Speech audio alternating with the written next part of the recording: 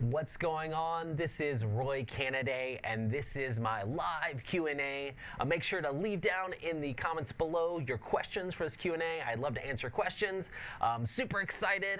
Came back from the Dice Tower retreat a little while ago. Tom and Z are over in Iceland. Me and Sam are going to be doing a testing Tuesday. We did the last board game breakfast, and lots of exciting things going on here at the Dice Tower. Definitely been having tons of fun doing all sorts of different stuff. And of course, always tons of reviews from all the guys going up. So make sure to leave your questions down below, and I will answer those as things go along. So yeah, things are going great, and I'll just wait for people to start asking things. Hi, how's it going? No sound. That's strange. Test. Oh, I can try to bring the sound up. Let's see. Let me know if this is a little bit better. Hopefully the sound is louder now. Check, 1, 2. But yeah, so things are going great. Hi. Everybody in chat's just saying hello. But yeah, if you have questions, let me know those as well. Any new game I tried at the retreat? Let me add this to the broadcast here.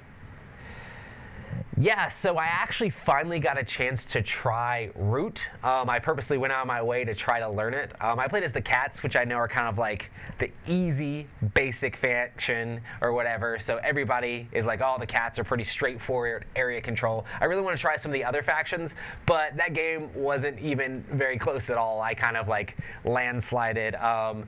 We ended up messing up the birds, and I think the birds have to keep the cats in check during the game. But yeah, it seems cool, but I'd like to play one of the not as straightforward factions, maybe like the Woodland Alliance that gets to do those like bursting uprisings and things like that would be really cool.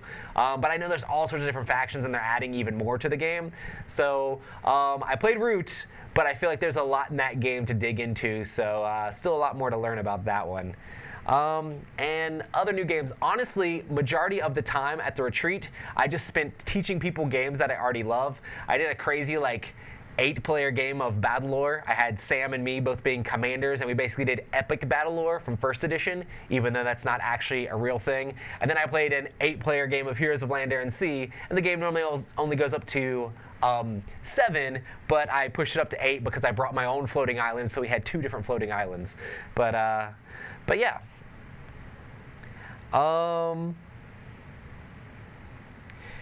Do they have an announcement for any more of the Tabarua or Tabarua or whatever, however you say the name yet?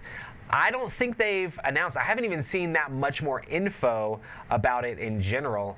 I got a chance to demo it at Gen Con, and that was really awesome. I really like the way that it kind of takes out all of the fiddliness of the board game, like even calculating your dice, because it calculates the dice rolls. It's like, oh, you killed this many zombies. I don't even like Zombicide, but I really enjoyed playing Zombicide on that system.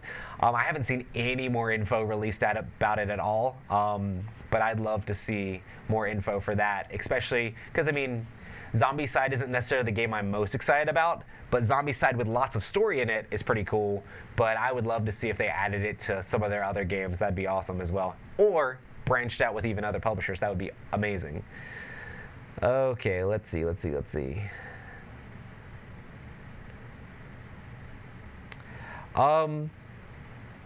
Have I played Fallout? My first game will be next weekend. Any tips to enjoy the experience? If you want tips to enjoy the experience, basically don't take the game too seriously. A lot of people complain about the in-game scoring in the Fallout board game, and as long as you're not like, oh my goodness, I didn't win this or that, and just do it for the story of the game, I think you can enjoy it a lot.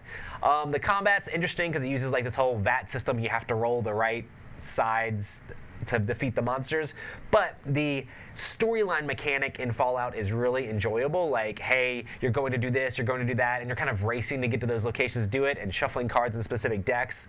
That part is a ton of fun. I just wish they would have made the actual goal of the game fit that a little bit more than they did. But hopefully you enjoy it, and hopefully your group has fun with it. Let's see here. Let me turn this down a little bit.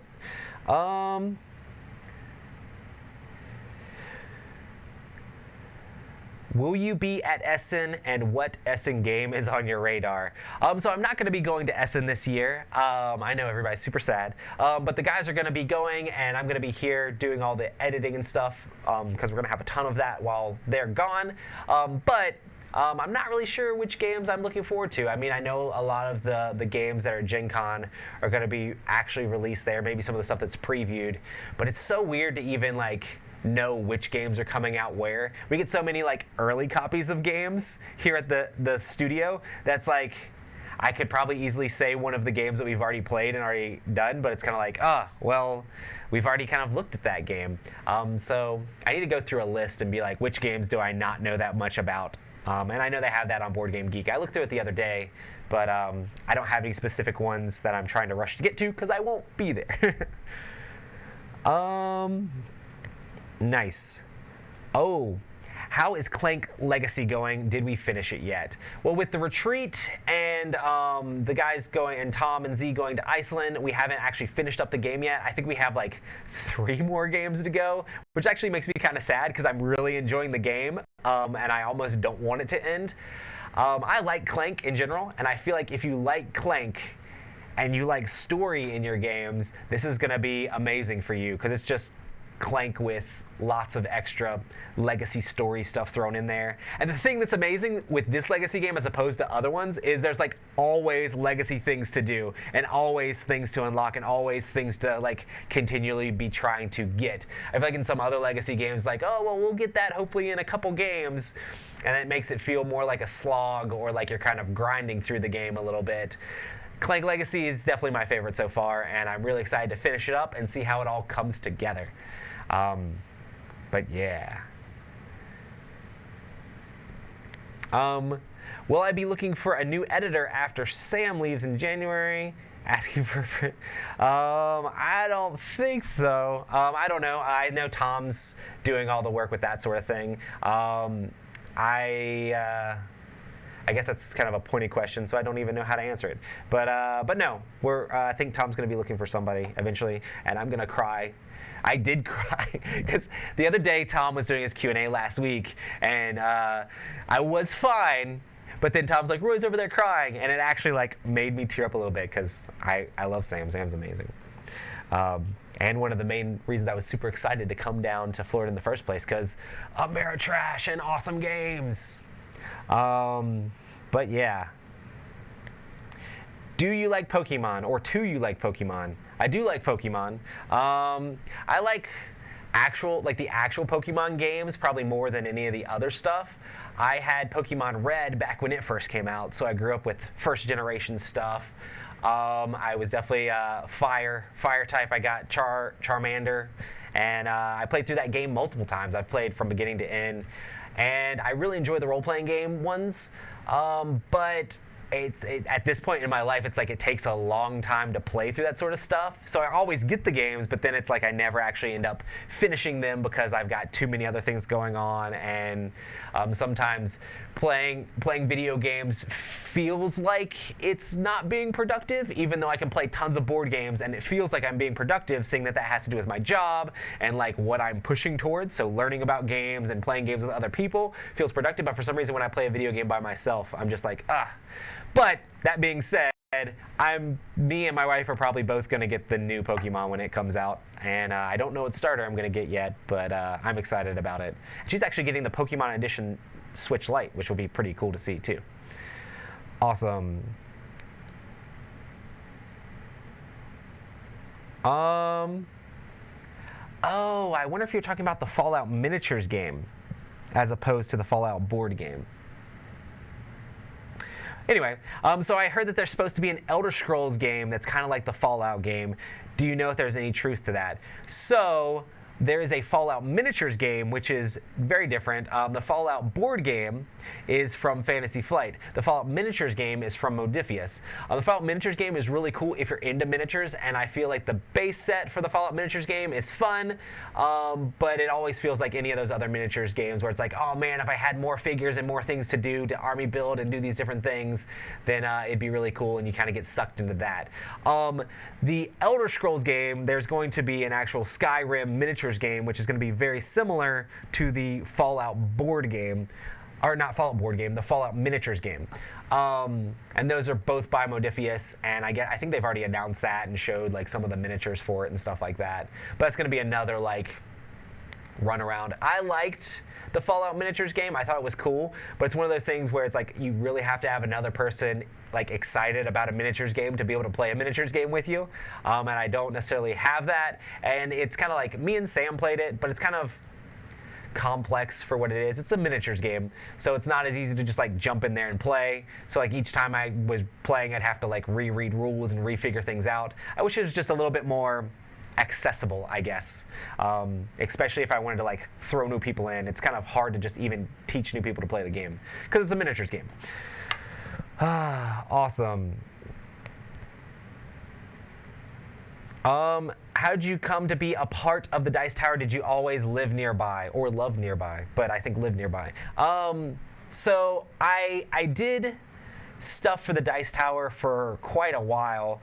I started on Board Game Blender with Z's show, and then I also was doing Token Punch Lunch with Sam, and then I started doing that primarily, and then I started doing reviews of my own. I started doing Favorite Game Friday on the channel, and I did that for years. And then last year around this time, sort of, it was probably more like the end of October or maybe in November, they announced that they were going to be looking for a new editor, and I immediately emailed and reached out to Tom and went through the whole interview process, and I've almost been here for a whole year now. But yeah, so I actually had to move. I lived in Winston-Salem, North Carolina, and I moved down to Homestead, Florida, like packed up my whole family and everything we had, got rid of tons of stuff. Like my board game collection went down over 50%. So I got rid of a ton of games, and I had like at least 300 games at the time. So I got rid of tons of stuff. I donated a lot to a local convention, Recon, which is there in Winston-Salem, which is actually going to be like weekend after next. So hey, if you live in North Carolina, Winston-Salem, check out Recon. You might actually see some of my games there, because they had like a little library of those. I think they gave a lot away too for like contests, which is really cool. So and it's a free convention that you can get free games at, which I don't know why you wouldn't want to go to that. But long and short of it is I moved down here, and I'm now part of the team. I do all of Tom's editing for his reviews, and then I do a lot of the live shows. I also have Chris, who helps out with the live stuff, and Chris does all of the board game breakfast things and a lot of like the other odd things like top 10s and stuff like that. And we'll both like go back and forth with helping with vlogs and different things like that. But yeah, it's been a blast and it's been a ton of fun. And I do other random stuff because I still do Favorite Game Friday, and I'm still on videos with things sometimes, and it's just fun doing all sorts of different stuff here at the Dice Tower. Nice. What's my favorite kind of music? So I really like a lot of, I guess, pop punk stuff. I used to like more like hardcore or stuff like that. I used to be in like a post-hardcore band with like singing and screaming and stuff like that. But as I've gotten older, I listen to less music with screaming, just because majority of the time it's just like, it's a bit much, it's a bit distracting. But it's good if you want to be like super energetic. But now I listen to a lot of like alternative music still, and I still mostly listen to like the same bands like MXPX and a lot of like the emo music and stuff like that as well. But yeah, good stuff. Let's see. Role-playing Pokemon? Well, the original Pokemon games are RPG games, video games, because you're leveling up your characters and moving around and going through the story. But there actually was a kids game that was a Pokemon role-playing game.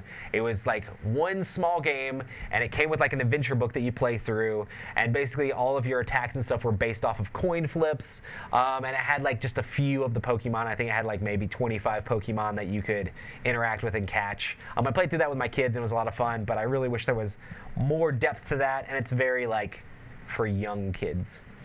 But yeah, I like the video game role-playing games. How Have I played Pokemon Masters on my phone or tablet yet? I downloaded it and I played it a little bit, and it looked like it was one of those games with like a cool off timer and like spending money to get more Pokemon sort of thing. Here we go. Let's see. Hey Roy, I know you were raised on the old Avalon Hill Dune. Will the Dice Tower guys be doing a Dune live playthrough? I don't know that we're necessarily going to be doing a Dune live playthrough. I would love to play Dune live. I really wanted to play it at the retreat, but I didn't know the new system super well, and it didn't actually end up happening. I still need to like grab it and play it at some point, just because I love Dune and I actually really enjoyed Rex as well, and I really want to see this changes in the system, but we'd have to have 6 people really that are super into it to be able to do a live play, and I don't know if we have this to be able to schedule around that, so we definitely have to figure that out, but that's all up to Tom, honestly, and it'd be hard to pull that off, so maybe, hopefully we'll at least get to play it at a game day, so that way we can get the review and stuff done, or Tom can get the review and stuff done, but yeah, I definitely am looking forward to playing it. I just don't know that there will be a playthrough on the channel.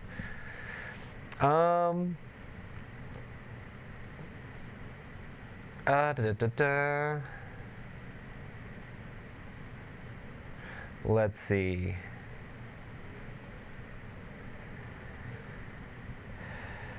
Lots of people saying hi to Gator. Hi, Gator Dave.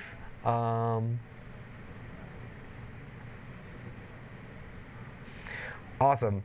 We just moved to Kernersville, North Carolina. I believe you lived here as well, or I live here as well. Do you have a board game group here? If so, can you recommend one? So I actually lived in Kernersville is where I lived when I was in the Winston-Salem area. I always say Winston-Salem, but we kind of lived right on the edge of Kernersville and Winston-Salem. But yeah, there are several groups around. Definitely check out Recon. Like, honestly, if you don't have something to do like next weekend, there's a convention right around the corner that's free, and you can meet a lot of other gamers. There are several groups in the area. I know the Camel City Gamers group is a group that meets regularly. Check on Meetup for that. Also, there is Winston-Salem Gamers Guild. So you can search for that as well. I think they're a Facebook group, so maybe if you search like Winston-Salem Gamers Guild on Facebook, you could find them. And then also, I think there's just lots of other groups. There's groups in Greensboro too. Like, check Meetup, check Facebook for like groups in the area, like Triad area. I think there might actually be a group, or there used to be a group that met at an ice cream shop in Kernersville too, like every other week or maybe every week. But yeah, there's definitely a lot of people in that area that play board games, so hopefully you could hook into a group and have people to play with. But yeah, start at Recon, because that will help you meet a lot of those people, because a lot of different people come together for that. Cool. Halo says, I just heard that the Marvel Miniatures game is coming. Any info on that? I'm excited for that one. I haven't actually played it. This is when I'm kind of intrigued and concerned, and I'll definitely hold judgment until I play it. But I'm like, that's been done by HeroClix for so long, but these you have to put together and paint, which is kind of cool. I just really need the game to be easy to get into and accessible so that I can play with random people. But yeah, it looked interesting. I know that they talked about it at the in-flight report, even though it's not a Fantasy Flight game. It's a game from Atomic or something like that, who I hadn't heard of before. But yeah, I can't really do a real judgment on it, seeing that I haven't played it, but I'm intrigued, but also concerned that it'll be like the Fallout game, really awesome IP that I like, but then still kind of difficult to get into. Really cool though, if you want to make that a lifestyle sort of game. We'll see if it's like that or not. Heroes of Land, Air, and Sea. Have I played 2 versus 2 versus 2? How long was long game, but lots of fun. Oh.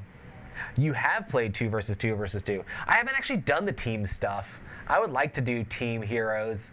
I do feel, normally I play this game with a lot of new people because I play at the Dice Tower conventions. Normally if there's people at a Dice Tower convention that want me to play the game, I'll teach it to them, because it seems like there's a lot of people that have the game but haven't jumped in because they're intimidated by a 4X game, and I can teach that game really well.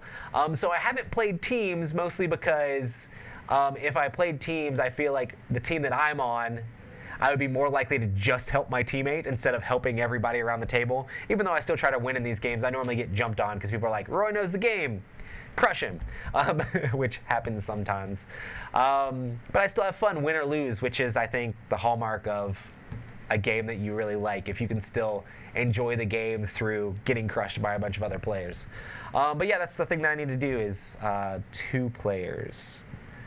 2 versus 2 versus 2 versus 2 versus 2. How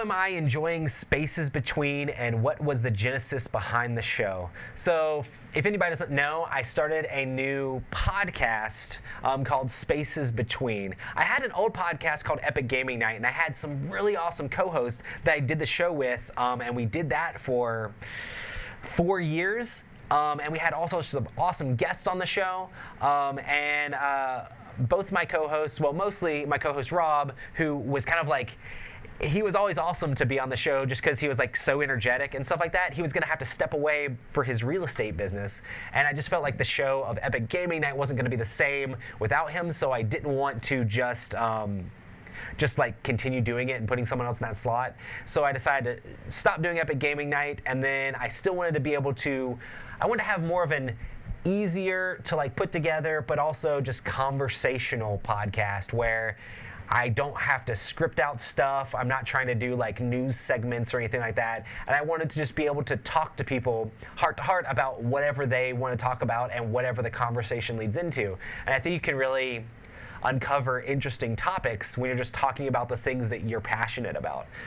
So the idea was also to try to bring in a bunch of other people from the Dice Tower. We have tons of amazing contributors and help them come in to feel like they're more of a part. And I want to go through basically all of our contributors eventually. So if the podcast continues to go on long enough, hopefully I'll have a slot with like each of our current contributors. Of course, I'm going to start with people that have been around a little bit longer, but then I'm going to continue to try to dig in and just get to know more of our contributors here on the Dice Tower, which I thought that's awesome. And I'm also going to, like, I really enjoy talking to people from the industry as well. So I'm going to try to have designers and other people from the industry, but also I'm going to try to have other media content creators from outside the Dice Tower. Honestly, it's just going to be a podcast about talking to people.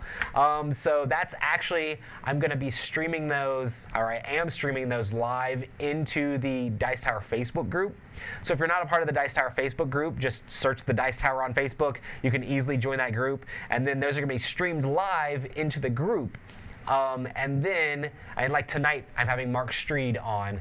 And Mark Streed, I've had him on my old podcast plenty of times. You guys see tons of previews from him all the time on the channel. But this might be a chance to actually, like, I'm going to talk to Mark, and maybe you'll get to know Mark a little bit better outside of the Kickstarter preview stuff. But I did the same thing with Brian Drake. And after I do the live stream, the next Monday, they go up on the Dice Tower YouTube channel, so that way everybody can see them easily. And then everybody can comment there. And normally the people I have on monitor the comments too, so you can ask people questions in there. We can talk to them. I try not to turn this into like a Q&A for like the chat to talk to them. It's more about just us trying to have deep conversations about whatever topic comes up. So yeah, and that's kind of the genesis behind the show, is mostly just trying to get to know the contributors better, because everybody knows like the main Dice Tower people, but it's really cool to like dig in and meet some of the other contributors we have in Board Game Breakfast and all these different shows. And it's morphed into even more of trying to have industry and other media people on as well, just because we want to have a good rapport with everybody in the industry, you know. And Tom let me do that, so I'm super excited. Let's see.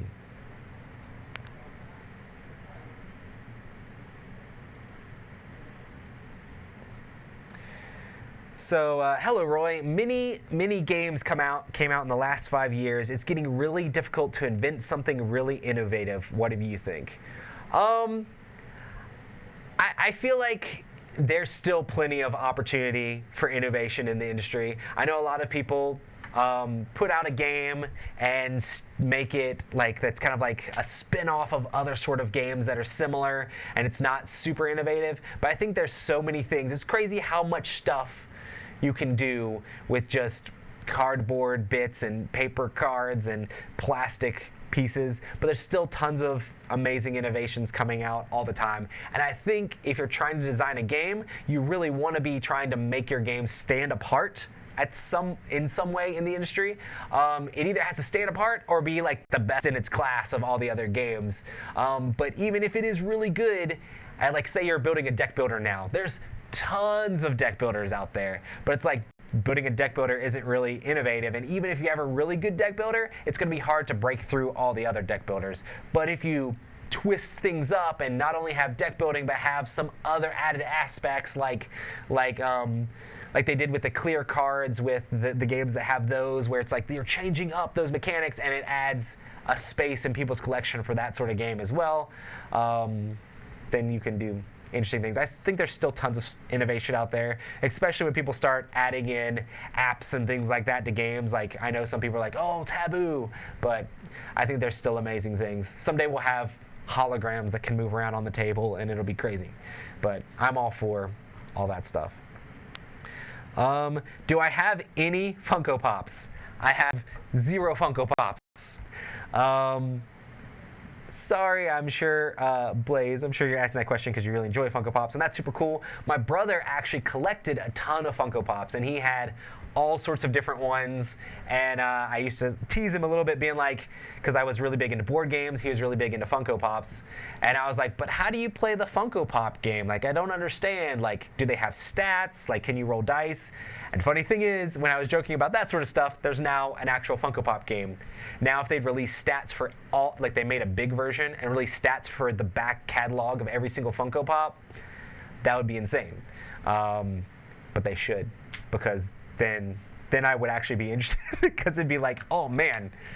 I did see, the first time I was actually tempted to get a Funko Pop, because I was just amazed, was I went to Barnes & Noble this weekend, and I saw like the Witch King riding a foul beast. And I actually have a miniature of the Witch King riding a foul beast here, but I saw a Funko Pop of that sort of thing, and it was like the big, chunky, chibi Funko Pop.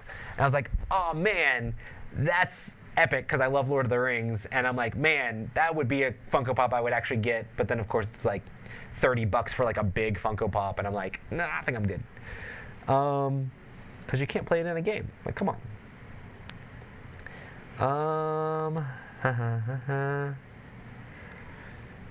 Any idea how many times I've played Heroes of Land, Air, and Sea? A lot. I mean, I haven't been counting it, but I've played it a bunch of times, because I normally play it multiple times at each of these conventions that I go to, especially since people really enjoyed it. And I played it a lot with my friends and stuff before that. I also played it back when I did the Kickstarter preview for it, when it was just standees and stuff, which was forever ago. So I've been playing that game for a long time. But it's kind of funny, like I'll walk by the Gameling Games booth at a con, and they'll have the game set up teaching to people, and they'll stop the setup and they'll be like, there's Roy, he's played the game more than anybody. And I'm like, I'm pretty sure you shouldn't say that I've played the game more than you guys and that I like it more than you guys, because that makes you look bad. But I really enjoy Heroes, and I think it's super fun. And make more for it, Gameling, because I think I'm just like so far ahead on Heroes that I just always want more for the game, because I've played the stuff that's out a lot. Cool. Roy, how is the family enjoying Florida?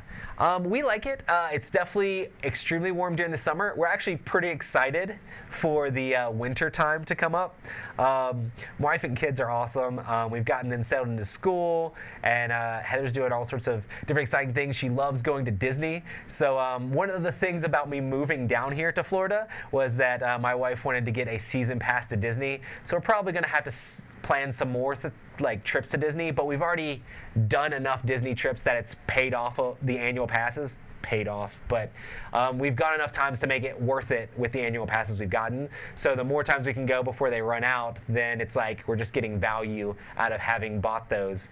But yeah, I'd enjoy going up there again at some point, because we went when we first got here, and then we've gone again since then, and then she went with her family the whole time during Dice Tower Con. So Disney's definitely a fun part of Florida, but it is still like 3.5, 4 hours away. But yeah, so we're settling in. We're pretty settled in, and we're definitely excited about lots of upcoming things. My wife asks me about the cruise all the time, and I'm like, the cruise is still a ways away. We've got other conventions in between then. But we're definitely excited for the cruise as well. Are you doing Testing Tuesday tomorrow? Any hints about the game? I'm leaving that all up to Sam since we're going to play the games he needs to play to review, because that's what Testing Tuesday is all about. Actually, is we're playing games that the guys can then get playtime on, so that way they can go review the games and learn how to play the games live. But yeah, I should be a part of it. I'm definitely going to be helping run it, and we're probably going to set it up and run it and then have people playing it here, seeing that we're low staffed this Tuesday since Z and Tom are out of the studio, but they're going to be coming back like on Tuesday/Wednesday, so they should be here for the rest of the week after that. But yeah, I'm not quite sure what Sam wants to play, but I guess you'll find out tomorrow.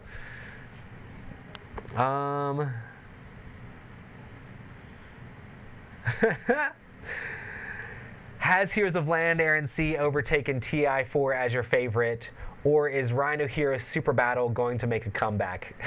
I love Rhino Hero, and we used to always talk on the podcast about Rhino Hero, and it's still fun. I actually played Giant Rhino Hero at the retreat, and that was a lot of fun.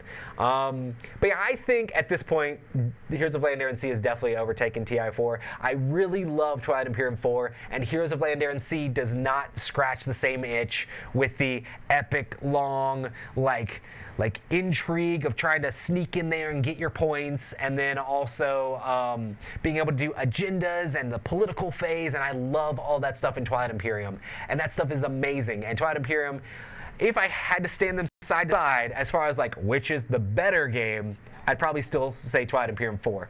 But there's a big but here. Twilight Imperium 4 still takes at least 5 hours plus to play. I mean, 5 hours is very, very good play time. I played it like 5.5 the last time I played, which was with 4 players, which is extremely good play time for the game. Normally it takes a bit longer. And I can bust out a game of Heroes really, really quick, and it's easier for me to teach, and it also gives me that same feel of gathering the resources, trying to build the engine real quick and more efficient than the other players, and then using those resources to put troops on the board and go out and get points by attacking. That's another thing that I think is interesting about Heroes too. In Twilight Imperium, the attacks are very random with the dice rolls, so you want to have a good force that can definitely take it out despite the randomness, and you only want to attack if it's going to get you like a victory point. So attacking in Twilight Imperium is probably a bad idea for the most part, and if you can win the game without attacking at all, that's probably what you should try to go for. You just need to shore up your defenses so crazy people don't take your stuff. But in Heroes of Land, Air, and Sea, you get victory points for starting a combat. The combat's very deterministic with the card play, and a lot of that stuff makes the actual combats feel better to me in Heroes of Land, Air, and Sea than Twilight Imperium, because I love trying to outthink my opponent and figure out when's the best time to strike and attack. And a lot of times when I go into combat, I can kind of know that it's going to turn out well. I enjoy the randomness too, because you still have exploration tokens and all sorts of things that can be random, and just seeing how crazy the other players are going to be always mixes up the game. But yeah, I just feel like they're both really good. They're like my 1 and 2. So Land, Air, and Sea number 1, Twilight Imperium number 2, and I really want to play Twilight Imperium 2 as well. Twilight Imperium again as well. Twilight Imperium 2 seems like it'd be a step back. Awesome. Let's see. How many hours a week do you board game? How many hours editing? Hours editing is like here, like way up here compared to the hours board gaming. Board gaming itself is not actually a part of my job. Editing the videos is a part of my job. And I mean, occasionally Tom will come and ask me to come in and play a game, but it's definitely not like we're not here playing board games all day long. It's majority of the time Tom's in here shooting videos to get those reviews done and working really hard. He's also shooting look backs, he's shooting weekend reviews, he's shooting stuff for Board Game Breakfast. We're just constantly shooting videos, and then me and Chris are editing all these videos, and that's like the bulk of the work. And honestly, there's some weeks where I don't even play a board game at all. I mean, I can go to cool stuff on Tuesday nights and play board games with other people, but as far as like the actual part of my job, there's no actual board game playing involved in it. I can, if I choose to, put in extra time, play some games, and like shoot a review if I wanted to, and things like that, but that's all extracurricular on top of, or if I finish up other things, which there's a lot of work to be done. But it's still awesome. It's mostly about trying to edit things up and try to make them look the best they can. But yeah, definitely, I don't know, definitely like 45, 50 hours of work editing and doing things around, running live streams, different things like that. And then 0 hours of actual board gaming. Sometimes I help out on Testing Tuesday. Sometimes we don't do this. But it's really fun talking about board games, editing videos about board games, hanging out with the guys, like thinking about all the different stuff for board games. It's definitely all board game focused, even if it's not the actual gameplay. Okay, cool.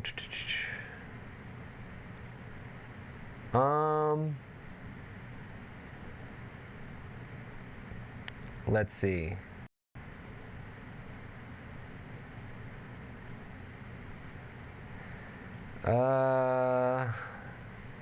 Crazy questions up in here.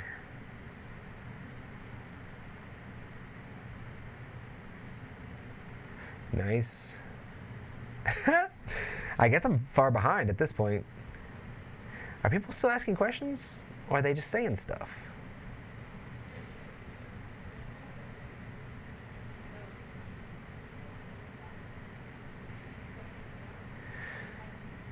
Cool, let's see here.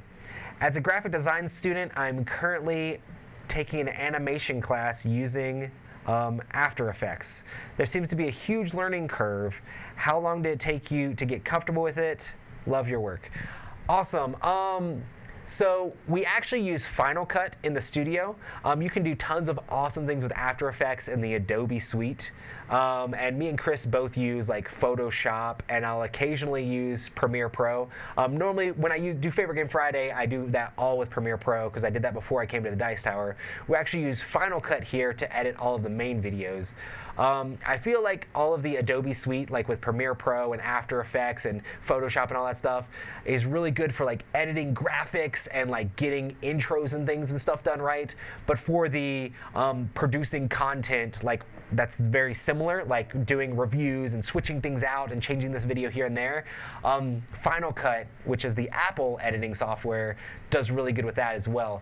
Honestly, a lot of it is just trial and error for me. So learning to do it, I've been doing Premiere for a while, and that's very similar to After Effects. I haven't done as much stuff with After Effects, but After Effects just has extra tools to be able to render graphics and like make graphics look cool and move things around. A lot of it was just working and doing it. There's tons of amazing YouTube videos out there that you can watch that give you tips and tricks on how to do stuff. Like you see something in a video, it's like, oh man, how did they do that? You can probably find a YouTube video explaining how to do some cool stuff and learning how to do it as well. I use Photoshop like every single day. Like probably even when I'm not at work, I'm still Photoshopping some stuff just because, I don't know, I really enjoy making the different graphics for stuff. Or like the other day, I made my kid, I didn't make them. They took a picture in front of a green screen, and I put like Invader Zim or put them in like a Lord of the Rings picture on Photoshop, just because, I don't know, I have fun using it and I have fun learning the programs themselves, and I'm still learning. There's still tons of stuff I can do better in all of the Adobe Suite stuff and all of the Final Cut stuff. So I'm constantly learning, trying to improve our stuff here at the channel. And but yeah, it's definitely a huge learning curve. But keep at it. You got this.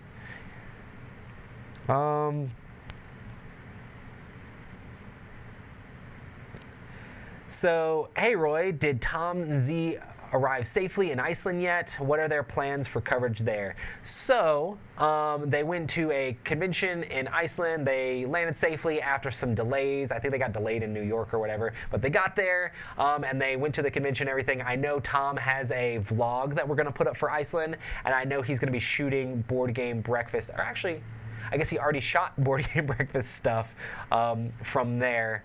But I mean, I think that's most of the coverage that they're doing there is just the vlog type stuff. And I think it's probably only going to be like one vlog. But they're mostly going there to be a part of the con and get to play more games that will come back for review and just hang out with the people there at the convention. But they should be on their way back. It's either tomorrow or Wednesday. Maybe it's late tomorrow into Wednesday. And hopefully they don't have any delays coming back so that way everything stays on track.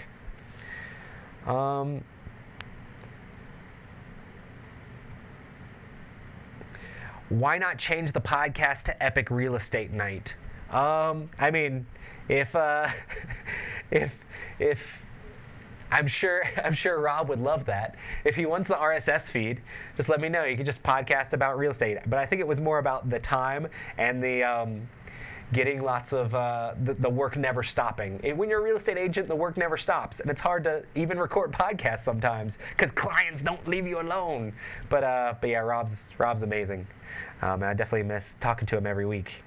Let's see here. I haven't gotten to play Tapestry yet.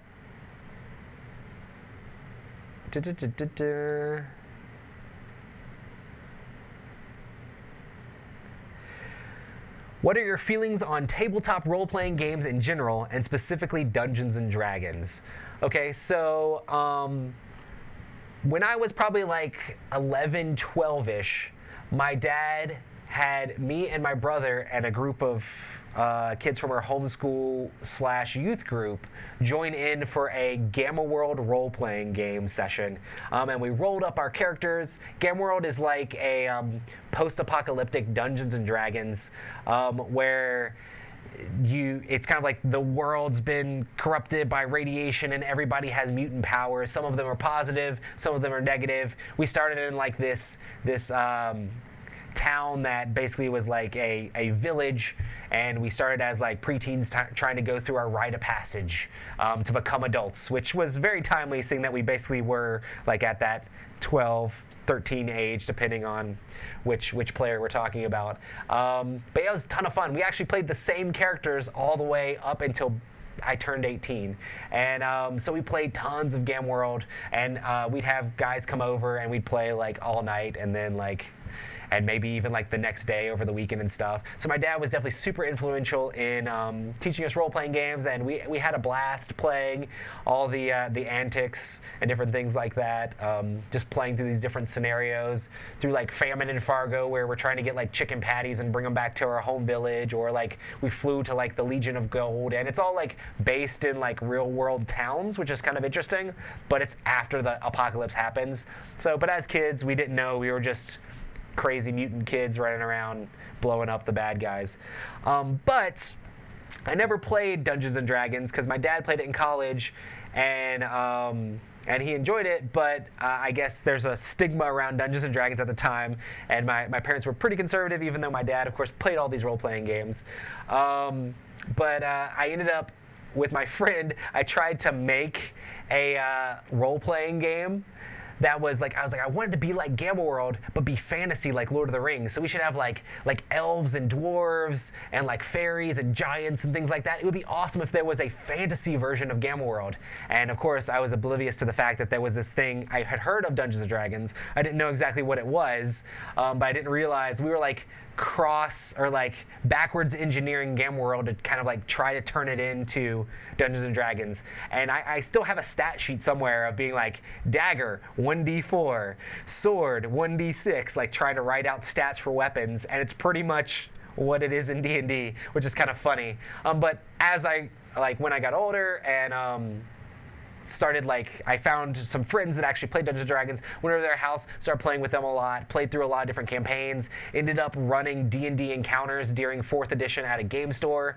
Of course, everybody's like, oh, 4th edition. It's kind of like D&D mixed with a tactical miniatures game. So a lot of people didn't like it because it took a lot of the theater of the mind or some of the role-playing out of the game and made it more tactical and thinking and moving people on a board and trying to min-max your damage. So people didn't necessarily like that as much. But I still had a group that loved playing 4th edition, and of course D&D has exploded since 5th edition has come out, and it's been all over Twitch, and all these voice actors are playing the game now. And back when I was playing, even in 4th edition, or back when I was playing as a kid, I never would have thought how big D&D would be now, and it doesn't seem to be slowing down. So D&D is super huge, and I've definitely game mastered tons of games of D&D. Actually, watch my Spaces Between segment with Jerry Hawthorne, which came out last Monday. We talk a lot about D&D there as well, because he also grew up on D&D. Awesome. Let's see. What's my favorite Arkham Files game and why? Mine is Mansions of Madness, shortly followed by Eldritch Horror. Awesome. I really enjoy, I think my favorite overall, man, this is a tough one.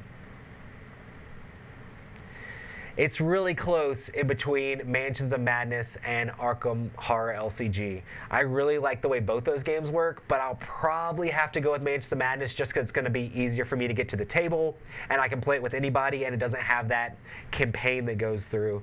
But I feel like the story in the Arkham Horror LCG is like even stronger, and the progression that goes through, which of course is the scenario part that actually makes it harder to play with other people. But yeah, I'll say Mansions of Madness. I have everything out currently for Mansions of Madness. I keep it all in like this giant like telescope case, which I think is kind of funny. But yeah, and I'll definitely get the new expansion when it comes out as well. I hope they continue making stuff for that game, even though I feel like they've made a ton for it already. Honestly, I don't need more stuff for the game. Like, just make downloadable scenarios that I can just purchase. I don't need more characters. I don't need more monsters. I don't need more tiles. Just more scenarios would be cool. I think I've played all of them except like 2. And I really enjoy, I think I did like a top 5 on my scenarios as well. I think Shadows over Innsmouth is still my favorite, even though it probably has the least replayability, just because like playing through that scenario felt like that story in general. But yeah, I'll go with Mansions of Madness too. I agree.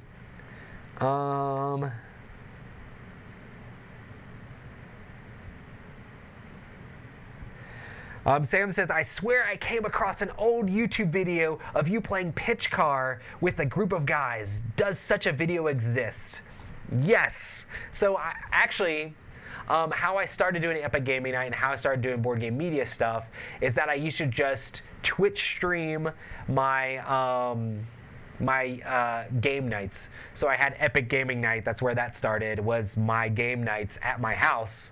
And I would start it up a Twitch channel, and we used to stream all of those, and I would export those onto YouTube afterwards. And this was back before board games on Twitch was even a thing. I mean, board games on Twitch is still not super big a thing. Like, I was on Twitch like literally this weekend, and there's a few board games being streamed, but there's not a whole lot of people watching them. Even though it's still cool that you can do that now. Back when I was doing it, they didn't even have a category for board games, so I would have to do it under like Tabletop Simulator or under other random things because I couldn't actually categorize my live plays I was playing through. But yeah, I played Pitch Car with my friends. I used to play, we have a ton of stuff that's on the channel, like way back. There's actually reviews on YouTube somewhere that I did like way before the Dice Tower, way before I even did Epic Gaming Night. I think it was actually before my kids were even born. Don't watch those. They're really bad. But they're still on the internet somewhere. You would just have to know where to look. But yeah, such a video does exist somewhere.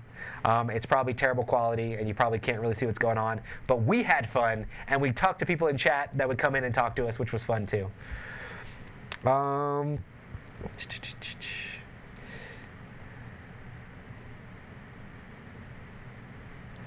Would you play Heroes of Land, Air, and Sea with 8 players again, but with 7 other people that know how to play? Yeah, the first time I played was with 7 new people, and actually I don't think that was a detriment to the game at all. I think the game still went really fast and really smooth overall. There's just a little bit more downtime when you have more players, but that game you can follow so much that you still have to be actively paying attention to the game, so that makes it pretty awesome.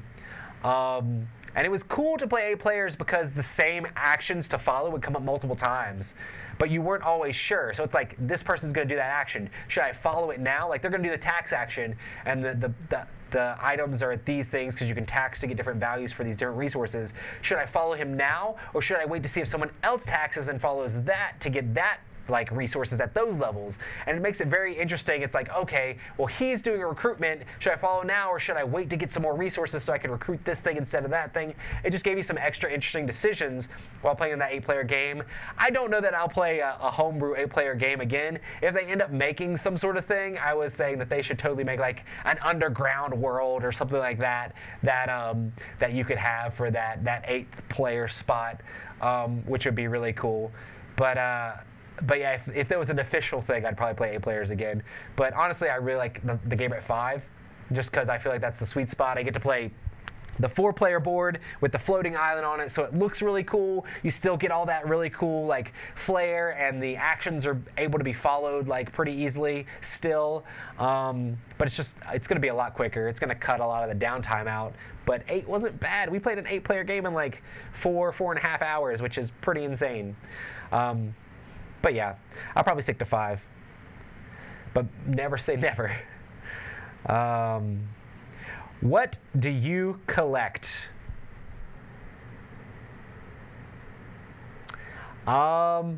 Probably nothing. I don't know. I've never really been much of a collector. Like, my dad and my brother have always like collected tons of stuff. My dad has model trains and stamps and all sorts of different stuff.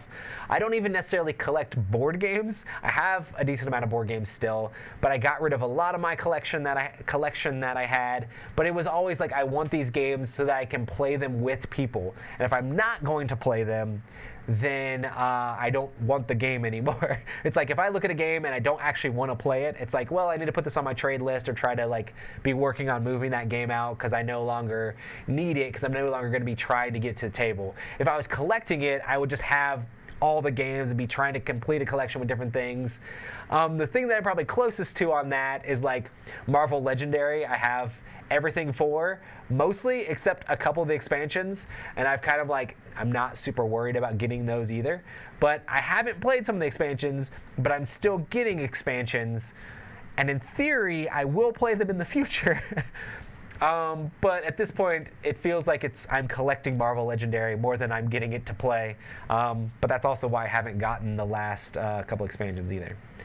But yeah, so I don't have any real collections of things, which is kind of interesting.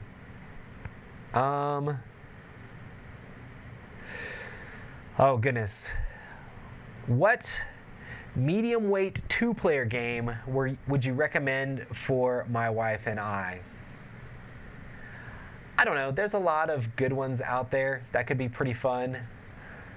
Honestly, like Century Crystal Golem would be pretty fun to play. I mean, it's really quick playing. You can go back and forth and play if you like trying to build up an engine of cards in your hand to convert things into other things. But it's really hard to just pick there's so many different genres of games, and without knowing what like games you and your wife enjoy, it's like, do you like games that are more about like getting victory points and building an engine, or do you like games that have more theme and story in them? There's all sorts of different games that could be enjoyable, but you have to know the person more to know what would really work for them. But I'm going to say Century, just because I love Century and it plays super quick.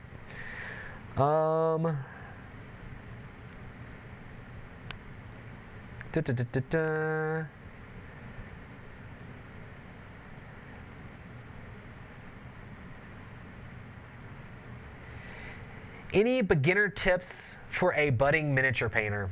Honestly, if you don't have paints yet, I suggest kind of like, there's this like Reaper Bones like set that you can get that comes with like all of the basic colors, and I really enjoy like the eyedropper paint stuff. I would just say get one of those and see if you enjoy it. Just do it, honestly, is the best thing to do. There's tons of YouTube videos out there you can watch if you want to try to do it. I would try to like maybe search for beginner stuff, because there's a lot of technical videos out there that might be like, I don't think that I can do that. But honestly, like getting good brushes that are super small that can work well help and make it a little bit easier. And then just use miniatures paints that are not super cheap, but you can get miniatures paints cheaper. Also, another tip that I actually gave Vernon, and he actually went out and bought some, is that they have Vallejo paints, which Vallejo is a pretty good brand of paints actually at Hobby Lobby for pretty inexpensive, especially if you buy them with like their 40% off coupons, which you can easily search for online. You can end up getting Vallejo paints and maybe maybe get like a set there and start painting with that. But I would just say get basic colors, mix those colors together to make other colors, and just don't be afraid. Just go and do it. And it's the best way to do anything is by starting and maybe failing, but failing, you learn more about what you're doing and you can get better as time progresses. And painting is definitely a skill, not just a talent. So it's a thing that you can work at and improve and get better at. And you can only get better at it by doing it. So paint stuff. Oh goodness. Any tips on editing a course or something? Honestly, if you're interested in editing stuff, just watch YouTube videos. There is tons of amazing YouTube videos, whatever program you're using. Just be like, hey, beginner tips for this, videos on how to do this, and then once you've started doing that stuff, you just learn and get better at it, and then you can start like searching for more technical things to do. There's also, I'm sure there's online courses for each of these classes, but majority of the time that stuff costs money, and there's tons of like free educational stuff on YouTube that you can just watch and learn. A majority of any of the editing stuff I know, I learned just from either trial and error and doing it, or from watching YouTube videos about how to do it. And some of these programs are not the most user-friendly, but if you search for it on the internet, you can normally find it. And that's one of the amazing things about YouTube and the internet in general is you can find the answers to your questions. Information is readily available out there if you just look the correct way, you know, which is awesome. This has kind of already been answered. Are you guys editing with Final Cut Pro or Premiere or something else? Mostly Final Cut Pro is what we use in the studio. I don't use it exclusively though. I have used Premiere to edit. If I'm gonna do like an intensive like intro or outro where I want to be able to do specific things, I feel like Premiere is better for like moving graphics around and having things do things in the video, but just for the straight like producing of stuff, to like bring in the videos, put them in the right place, and then export. Final Cut Pro is way better at that. So I mostly use Final Cut Pro as like my daily, everyday thing, and then I'll occasionally use Premiere Pro, but I always use Premiere Pro to edit Favorite Game Friday, just because that's what the file is in, and I can convert it all over to Final Cut, but it won't be exactly the same. Let's see.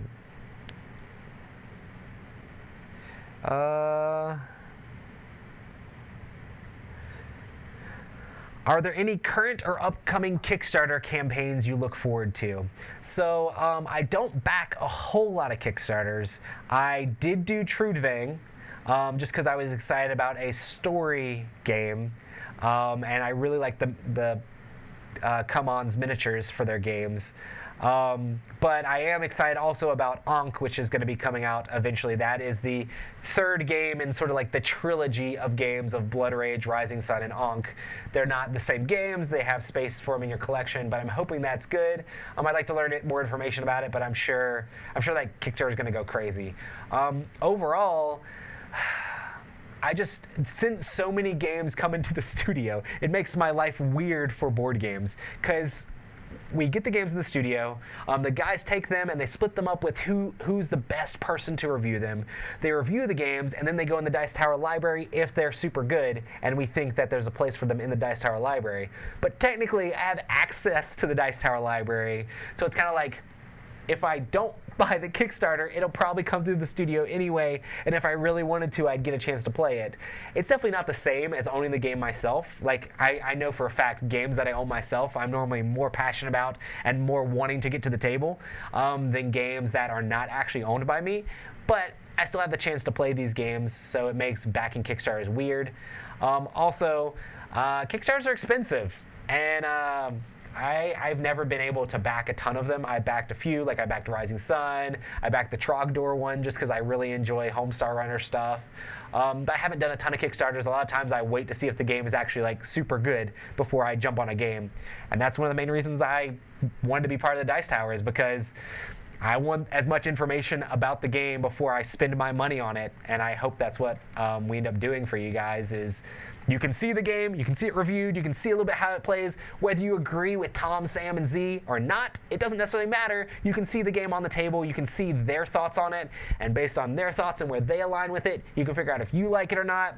I did a lot of that myself. I researched a game like crazy before I actually put down my money to buy it. So it makes it hard to back Kickstarters when you're that frugal on which games you buy, because a lot of times there's not as, there's plenty of previews and stuff like that, but it's not the same. It's not the same as like somebody getting the game and critically reviewing the game. So, good stuff. What is the largest 3D print I've done so far? Oh my goodness. What is the largest thing? I printed a lot of like these tower wall things, and they were really chunky. There was a really cool file on Thingiverse for these like terrain things, and for some reason at the time, speaking of the Middle-earth miniatures game miniature I have for the Witch King back here, I was printing out a whole bunch of these like terrain pieces for this miniatures game that I've never actually played. I just love Lord of the Rings, and I thought it looked really cool with them all set up. I printed out several of those, and they're like pretty big overall and really chunky. But yeah, I haven't printed too many like gigantic things. My printer's not that big. It's like a 9-inch by 9-inch bed, and I could print pretty high from that. It's just like the higher you get with the print, the more chances that something might go wrong. But yeah, I think those walls and things are probably the biggest thing I've done.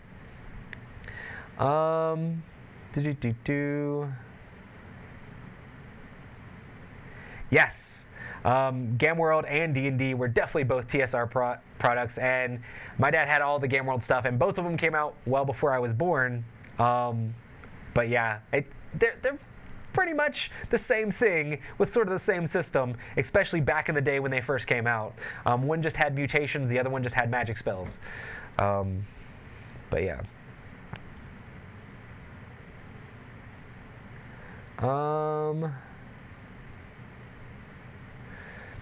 What's the best entry 3D printer? This is an interesting question because it depends on how you want to do it and depends on your budget overall. I have the Ender 3, which I really enjoy. It's a fun printer, and it's like really cheap for what it does, and you can get really good prints out of it. But it's also, as I'm learning and as I'm going along, it's very much a printer that is not a just like press play and go printer. You kind of have to make it your hobby a little bit and be willing to watch YouTube videos and troubleshoot if any problems arise. I know there's probably more expensive printers that can more easily like just press the button and it goes. But I really enjoy my Ender, and it costs like $250 for the Ender 3, and you can get really good prints out of it and do all sorts of amazing things with it. Just sometimes, hey, this is not printing right. You got to figure out why it's not printing right and adjust, level the bed, go in and replace this part, or like put this, unclog the thing and different stuff like that. But I haven't had too many issues with that, but sometimes it does get frustrating having to re-hobby and figure out how to get the thing working properly again. But everything's working good currently, and I've been printing out interesting stuff. Cool.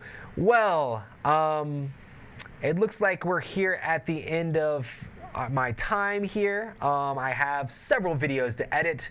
I'm going to be editing the vlog that's going to be going up, I think, tomorrow, of Tom in Iceland. I actually haven't watched the footage myself, so I'm excited to see what things look like over there and how things are going in Iceland for those guys. And just going to be getting things ready for the week. We're going to be doing testing Tuesday tomorrow, so join us back for there. Thanks everybody who came in and asked questions. You're all amazing. And I'll see you guys next time. Thanks for being cool. I'll see you then. Peace. Thanks so much for watching another Dice Tower video. If you enjoy our videos, subscribe to the channel for more fun, comprehensive board game coverage. Also, consider joining us at one of our events. Come to Dice Tower Retreat, a small, intimate gathering where gaming is king. Join us for Dice Tower Cruise, the largest board game cruise. Attend Dice Tower West in Las Vegas for gaming fun on the West Coast, or Dice Tower East in Orlando in sunny Florida. Dice Tower Conventions, the friendliest gaming conventions on Earth. I'm Eric Summerer, and you've been watching The Dice Tower.